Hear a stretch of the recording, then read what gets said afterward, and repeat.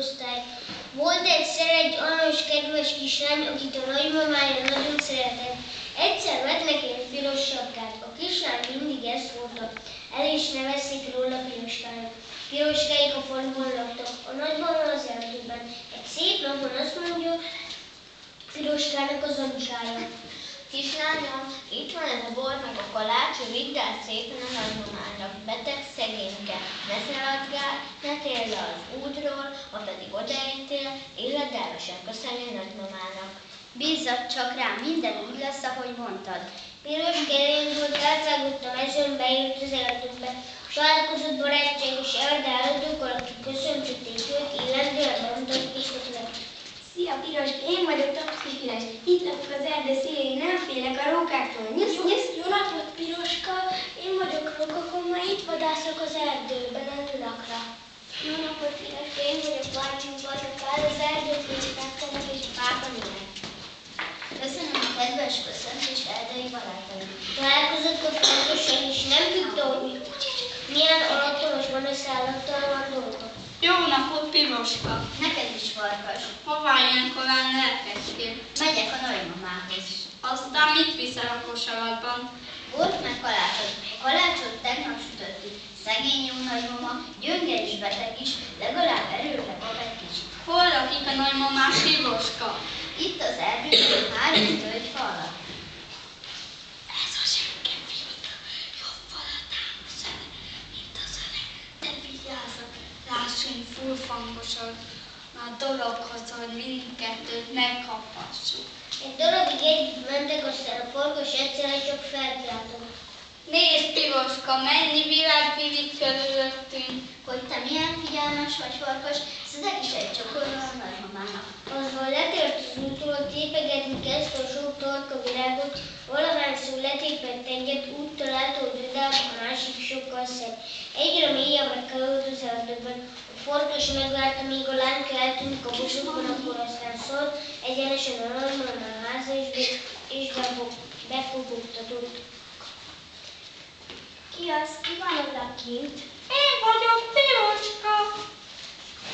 A farkas elváltoztatta a hangját olyan vékonyan, amit csak ki tudott szorítani magából.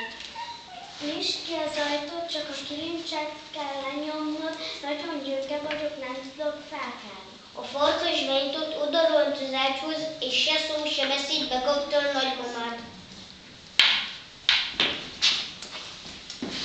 Hol van Kutyi?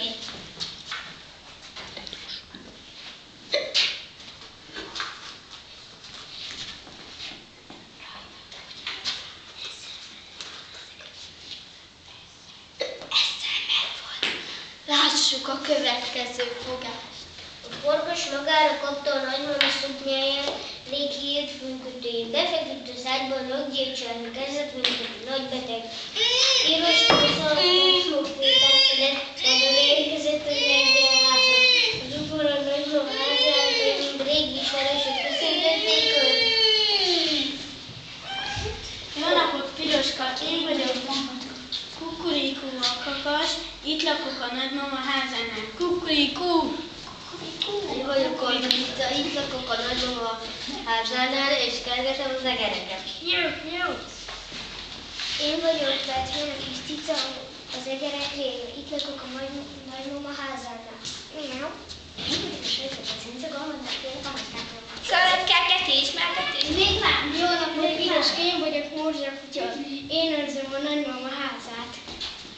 Szia, Piroska, én vagyok Tapocs kutya. Itt lakok a nagymama háznál, és őrzöm a házat.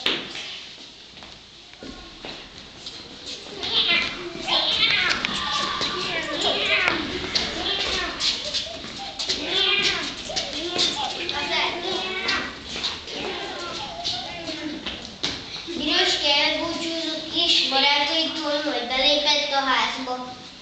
Jó reggelt, nagyanyókám. Hoztam neked kalácsot és virágot. Nem felejt senkit, csak nyugdítsal és boldog. Nagymama! Nagymama, olyan furcsa vagy, csak nincs valami bajod. Nagymama, mitől ilyen nagy a szemed? Hogy jobban lássalak, Nagymama, mitől ilyen nagy a fejed? hogy jobban halljalak. Nagymama, mitől ilyen nagy a kezed? Hogy jobban megfoghassalak. Nagymama, mitől ilyen nagy a szád? Hogy jobban bekapassalak. Egy ugrás egy kint termett a farkas az ágyból, és bekapta a szegény Piroskát. Visszafeküdt a lögni, és úgy horkolt, hogy reszkedtek tőle a kis ház ablakai. A vadásznak éppen arra vitt az útja. Anya, hogy horkol ez a nagymama, csak nincs valami baja. Oda lépett az ágyhoz, hát a farkas fekszik benne. Meg volt a véggonosz tevő, mennyit kerestelek? Le akarta puffantani, de eszébe jutott, hogy hát ha a farkas megette a nagymamát. Nem lőtt rá, hanem a fiúkból előkereste az ollót, fölvágta a ragadozó hozsát, kiszabadította a nagymamát és a Piroskát. Jaj, de féltünk oda bent, olyan sötét volt a farkascsodrában, de jó, hogy erre jártál, kedves vadász. Köveket húztak, megtönték velük a farkas húsát, aztán a vadász összevarta a bőrét, az ordos nem sokára felébredt. Odébb akart állni, de ahogy kiugrott az ágyból, a nehéz kövek lehozták a földre, elrögött, elterült és kiadta a párájának. Piroska pedig megfogadta, Soha többet nem térhet le az útról, és nem szalad velük, ha az édesanyám egyszer megtiltotta.